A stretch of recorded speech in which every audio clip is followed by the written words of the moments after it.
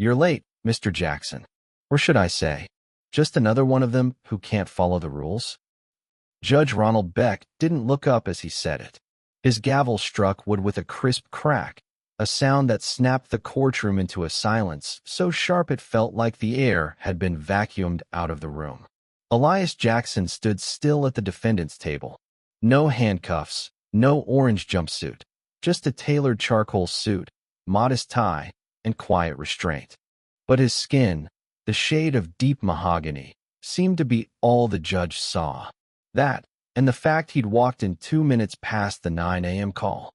"I'm here to contest a property fine, Your Honor," Elias said evenly, his voice calm, resolute.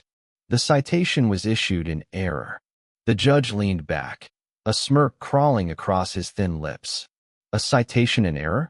You mean like how you accidentally forgot the court starts at 9? Or how your people always have an excuse when it's time to face the consequences?" A low murmur rippled through the benches. Courtroom clerks froze mid-typing. Even the bailiff shifted, visibly uncomfortable. Elias stood, unmoving. "I apologize for the tardiness, Your Honor. I had to handle another matter downtown before arriving. But I have all the documentation needed to." Judge Beck raised a hand, cutting him off like a slap. "Save it. I'm not interested in excuses from freeloaders trying to game the system." A flush crept up the neck of a young white man sitting 3 rows back. He had arrived nearly 10 minutes after Elias, yet no such tirade had been directed his way. $700, Judge Beck snapped. "For contempt and wasting this court's time. Payable today, or the court will escalate collection measures." Elias blinked once. The muscles in his jaw shifted, barely. Then he gave a small nod and reached into his briefcase. Not for his wallet, but for a pen. He began to write something on the yellow legal pad before him. "Do you have something else to say?" the judge asked, tone dripping with sarcasm. Elias looked up, his eyes now locked, calm but unyielding. "No, Your Honor," he said. Not today. But inside his mind, the real proceedings had just begun.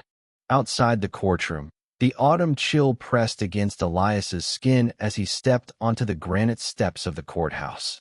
He exhaled slowly, each breath misting in the morning air. His find still fresh, his pride unsynced. In his hand, he clutched the receipt of his lesson in respect, as the judge had put it. But what Judge Ronald Beck didn't know was this. Elias Jackson wasn't just another defendant. He was special counsel for the U.S. Department of Justice, assigned to a covert investigation into judicial misconduct and racial bias across the southern municipal court systems. And Judge Beck?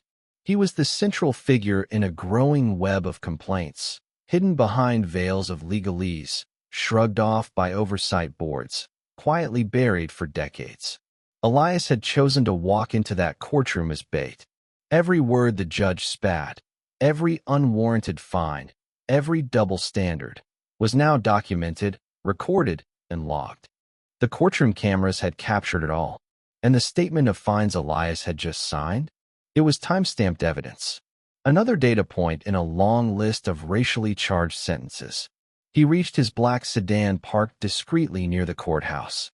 Inside, he popped open a tablet and sent a message to his DOJ field team. Subject: Whitestone Operation, confirmation of live bias event. Target Judge Ronald Beck. Status: active violation captured on record. Proceeding to Phase 2.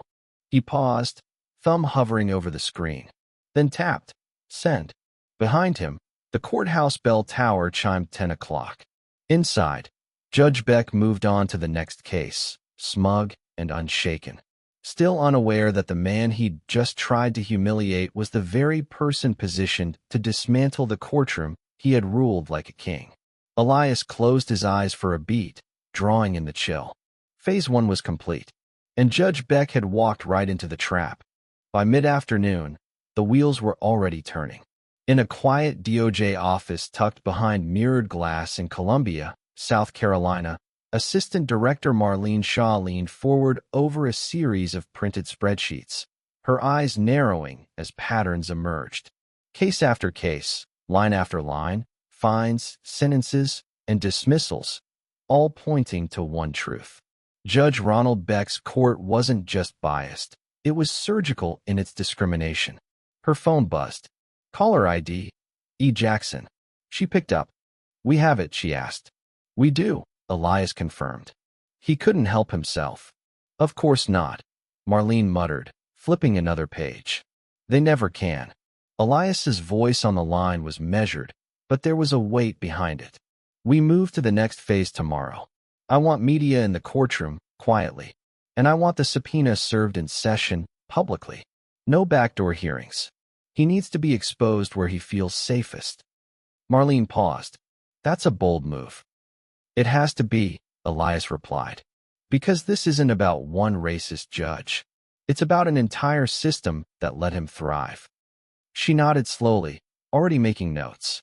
We'll coordinate with the press pool and federal marshals. When it hits big. They ended the call. Elias sat back in his chair, the courthouse still visible through the window behind him. He sipped from a paper cup of bitter coffee, his fingers tapping rhythmically on the table, counting the hours, the pieces, the lives twisted by a man cloaked in judicial immunity. Tomorrow, Elias wouldn't walk into that courtroom alone. He would carry with him the weight of hundreds of cases, a silent audience of those Beck had fined, jailed, or belittled over the years, all for the crime of not looking like they belonged. And this time, the gavel would fall for the judge. The next morning, courtroom 4B buzzed with a strange energy, an undercurrent of something just beneath the surface. People whispered in low tones. Reporters sat unusually straight in their chairs, notepads ready, camera crews from local news stations pretending to be there for community interest segments. Judge Ronald Beck, as usual, entered with a slow, deliberate gait, robes swaying behind him like armor. He gave no nod of acknowledgement to the packed benches, just a clipped "be seated," as he dropped into his chair. And then he saw him, Elias Jackson, back again, at the same podium, same tailored suit, same unwavering calm. Beck's eyes narrowed. Mr. Jackson, back so soon. Have you come to pay me another late fee? A few chuckles echoed through the room, mostly from Beck's courtroom staff, the ones trained to laugh when he wanted them to. Elias didn't flinch. No, Your Honor, he said, placing a slim black folder on the podium. I'm here to present new evidence regarding misconduct and judicial bias. The air shifted. Judge Beck blinked. Excuse me. Elias's voice was unwavering. I am presenting, under Article 8 of the Federal Judicial Review Code, a formal motion for your immediate recusal from all active cases pending the outcome of a federal investigation. Gasps. Audible. Real. Judge Beck's face paled just slightly, then steeled. On what grounds do you think you can come into my court and... Elias held up his credentials, unfolding the leather badge holder with practiced precision. Elias Jackson, Senior Federal Prosecutor, DOJ Civil Rights Division. Silence. Cold and complete. I wasn't late on Monday, Judge, Elias said, locking eyes with the man who had tried to humiliate him. I was building a case. On you. Judge Beck's jaw clenched so tight it looked like his teeth might shatter. You're a what? He said, though the badge Elias held was clear as day. The courtroom had gone dead quiet, the kind of silence that drowns everything except the sound of truth breaking through the cracks. A federal prosecutor, Elias repeated, slowly folding his credentials and tucking them back into his jacket. I've been assigned to investigate patterns of racially biased sentencing in South Carolina's municipal courts. Your courtroom is Exhibit A. A beat passed. Then another. Beck's voice came out hard, forced. This is outrageous. An ambush. An insult to this institution. Elias didn't blink. What's outrageous, Your Honor, is the 11-to-1 sentencing disparity between black and white defendants for the same municipal violations in your courtroom. He opened the black folder. Here's a sample of 53 cases from the last 18 months. Identical infractions, different outcomes. Black defendants fined or jailed. White defendants warned or dismissed. The trend is as consistent as it is damning. Reporters scribbled furiously. One whispered into a small mic clipped to her blazer. A court clerk shifted uncomfortably in her seat, eyes fixed on the ground. "You're trying to defame me," Beck snapped, his voice cracking now. "This is political." "No," Elias said, his tone suddenly sharper. "This is personal. For every single person who stood where I stood Monday morning, who got shamed, silenced, or stripped of dignity because they didn't look like they belonged in your courtroom." The doors at the back opened. 2 federal marshals entered quietly. The judge noticed. His mouth opened, then shut. Elias stepped forward. "I'm not here to debate you, sir. I'm here to serve this." He placed a thick envelope on the bench. "Federal subpoena. Your records. Your bench audio. Your sentencing logs. Your emails. You are now officially under investigation." Judge Beck's hand hovered over the envelope like it might burn him. Around the courtroom, no one moved. The air was frozen in that space between collapse and revelation. Then, from the third row, someone began to clap. Once, twice, then others joined. Hesitantly at first, then with growing courage. The sound echoed like rebellion across the room, defiant, raw, and righteous. Beck's gavel slammed.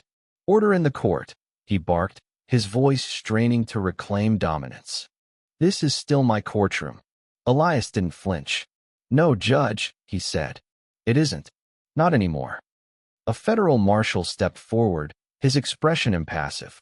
"Your Honor, by order of the Department of Justice, you are required to step down from the bench until this investigation concludes." Beck stood slowly, like gravity had suddenly doubled. "You can't. This is a witch hunt." Elias stepped to the side, allowing the marshal to escort the judge out from behind the bench.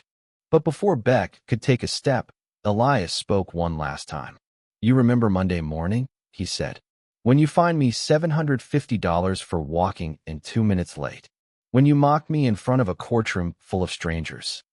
Beck glared, breathing heavy. "I do," Elias said. "And I remember you didn't bat an eye when 2 white defendants arrived later than I did. You just kept moving." Another silence. "This wasn't just about me," Elias continued. "This was about every person who walked into this room and left with less than they came in with, because of you." Judge Beck's face sagged, drained of all the arrogance it once wore like armor. The marshal touched his arm gently. And just like that, the king of courtroom 4B was escorted out of his own castle. By noon, it was already trending. #Justice for Greenville. #Judge Beck exposed. #courtroom corruption. Cell phone footage from the courtroom, taken by a paralegal in the gallery, showed Judge Beck's fall from power in real time. His booming voice, once feared, now sounded desperate and hollow on replay. Elias's calm, clear indictment cut through every soundbite. Across Greenville, across the state, and eventually across the country, people watched a racist judge be stripped of his power in public, on record, by the very man he tried to humiliate. The courthouse press office was flooded. The local news ran a special segment. The prosecutor who turned the gavel. And the DOJ issued a rare midday statement confirming. Federal inquiry into racially biased judicial practices launched in Greenville County Municipal Court. Inside his office, Elias stood at the window, watching protesters gather below. Some held signs with his name. Others held portraits of friends and relatives once targeted in Judge Beck's courtroom. Marlene Shaw's voice crackled through the speakerphone. "You lit the match, Jackson," she said. "Now the whole damn system is watching." "I didn't light it," Elias said. "Beck did. I just made sure the world could see the fire." There was a pause. "You ready for what's next?" He looked down at the framed fine hanging on his wall, the very one Beck issued on Monday. "I've been ready for years," Elias said quietly.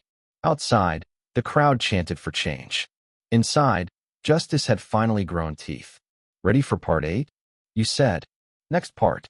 Stories about racism," said. "Here is part 8 of 16 of the story. Part 8. The reckoning begins." The next morning, the Judicial Review Board met in an emergency closed session. What was once considered unthinkable, the public disgrace of a sitting judge, had become the headline of every major outlet. And the evidence? Overwhelming. Elias had come prepared with more than just courtroom theatrics. He had collected 5 years of sentencing data, over 24 sworn affidavits, and, most damning of all, a secret ledger provided by Judge Beck's former clerk. That ledger recorded private conversations. Judge Beck had referred to black defendants as repeat faces and dismissed their cases without review because, as he wrote, they're all the same story. Now it was his story being reviewed. Back at the DOJ field office, Elias sat across from Julia Harper, a senior federal investigator flown in to oversee the case. "You've done what most attorneys only dream about," she told him.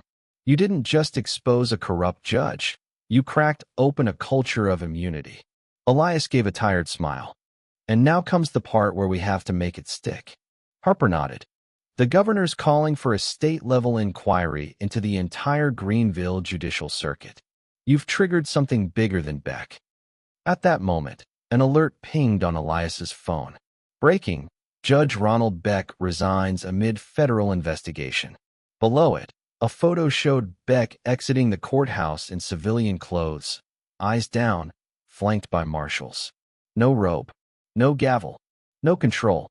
Elias stared at the screen for a long moment. Then he simply said, "One down." But he wasn't celebrating, because he knew one judge was never the whole problem. A week after Beck's resignation, something unexpected happened. People started talking. Not lawyers, not journalists, but defendants. Formerly silenced voices, many of them black, brown, or working class, began showing up at town halls, legal aid clinics, and community forums. Some were trembling. Others were angry. All were ready to speak. "He called me boy in court.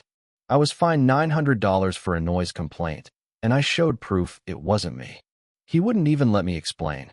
Just told me to take the fine or take the jail."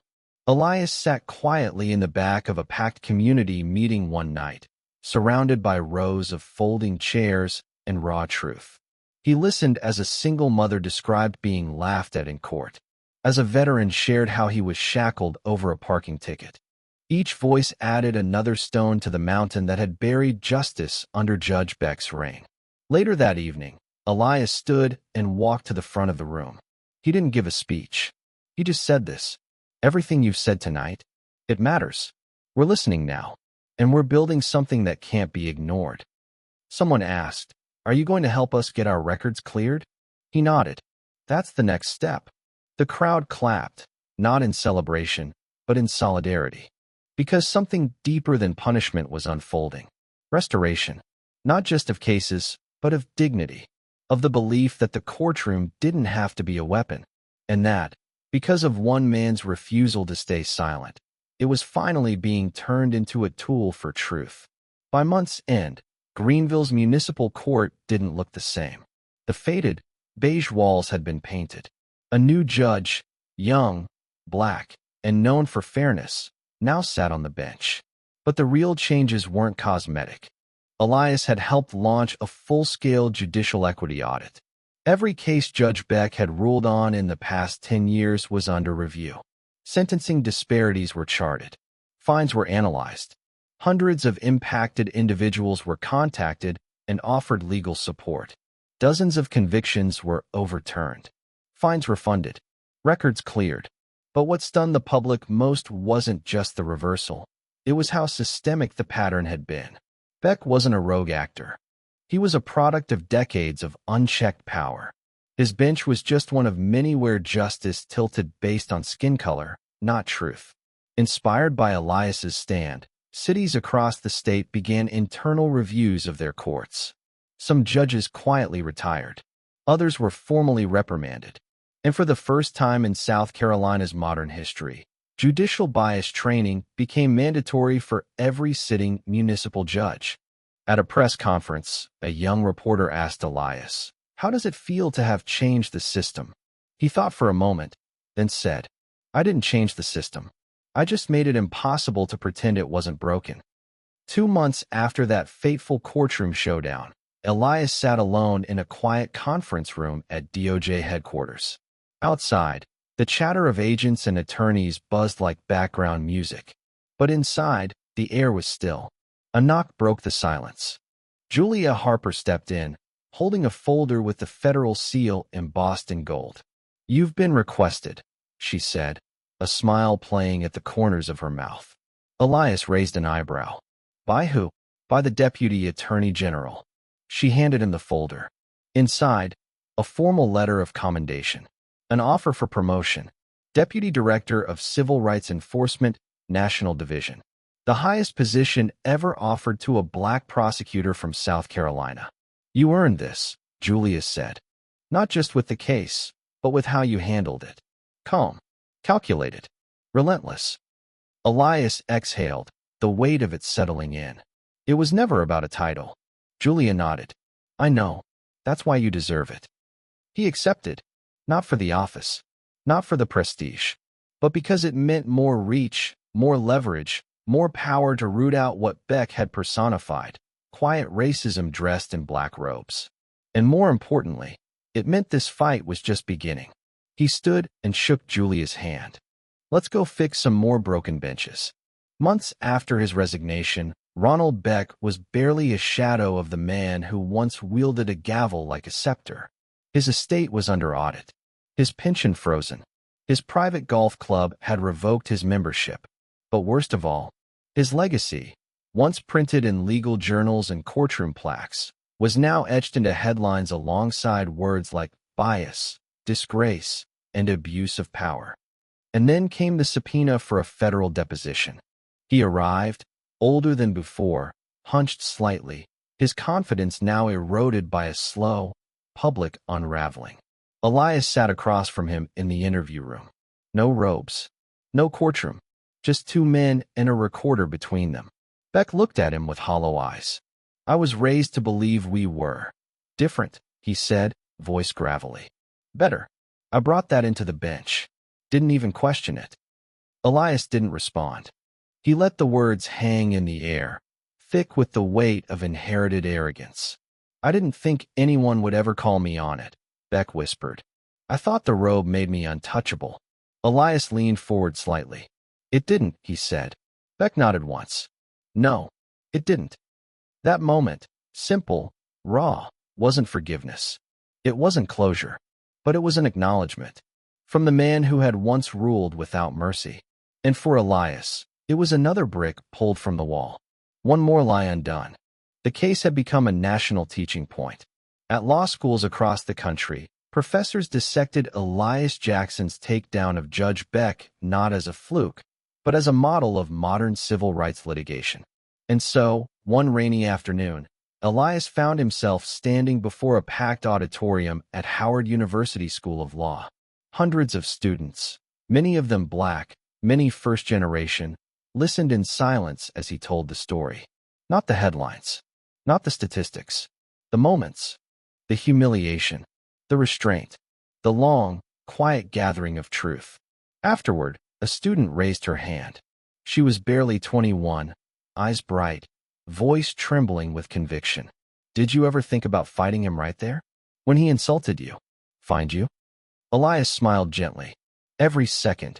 But you didn't." "I couldn't," he said, "because I didn't walk in that courtroom to win an argument. I walked in to expose a system. And if I had let my rage speak, it would have made it about me. Not the truth." Silence. Then applause, not the thunderous kind, but deep, resonant. The kind that meant understanding. After the lecture, dozens of students stayed behind. Some shook his hand.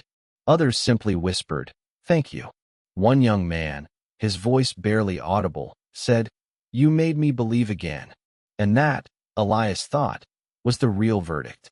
Not the fall of a judge, but the rise of a generation no longer willing to bow. Back in Greenville, the courthouse stood physically unchanged. Same bricks, same columns, but the spirit inside had shifted entirely. Now, when defendants walked in, they were greeted by signs in multiple languages, explaining their rights.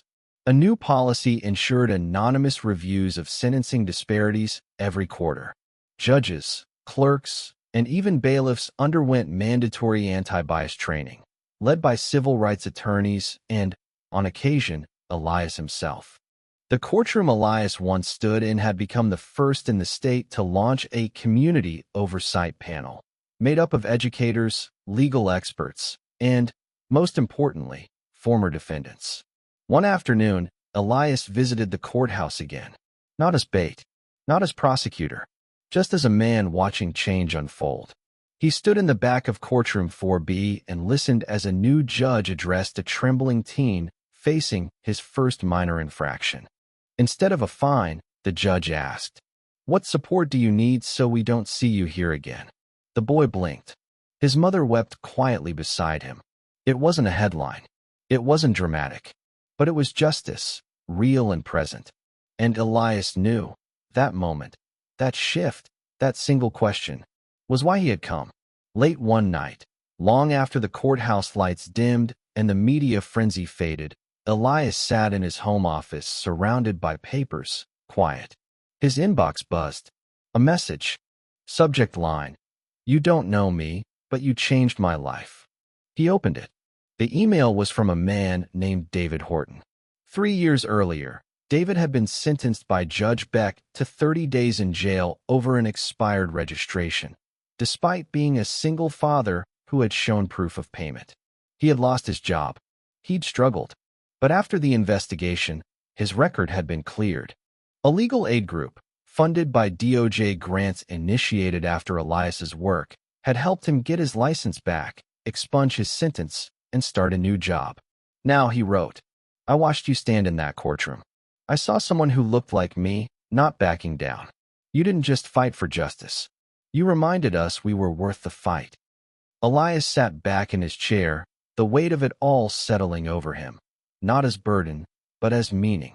Because while Beck had fallen loudly, hope had risen quietly, letter by letter, case by case, life by life, and the fight wasn't over. But neither was Elias. It was a warm spring morning when Elias stood once again at a courtroom podium, but this time, not as a defendant, not as a prosecutor, not even as an investigator. He was delivering the keynote at the first annual Judicial Equity Summit, hosted inside the very courthouse where it had all begun. Behind him, the seal of the Department of Justice gleamed. Before him sat judges, law students, community advocates, and people who had once stood on the wrong side of Judge Beck's bench. Elias began. "When I walked into this room months ago, I was prepared to be humiliated. I was prepared to be underestimated. What I wasn't prepared for was how many people would quietly nod along, used to that same experience." He paused. "But we changed that." He lifted a small item from the podium. The framed $750 fine Judge Beck had issued him on that first day. This isn't a scar. It's a receipt. Proof that justice, real justice, has a cost. A quiet chuckle swept through the crowd. He placed it down gently. "Today, this room isn't a weapon. It's a workshop, a place where we repair what was broken. And as long as I stand here, it will stay that way." He stepped back, and in the silence that followed, people rose to their feet. One by one, quietly at first, then in a wave. Not in applause for Elias, but in recognition of a truth now impossible to deny. Justice doesn't begin when the gavel falls. It begins when someone refuses to stay silent.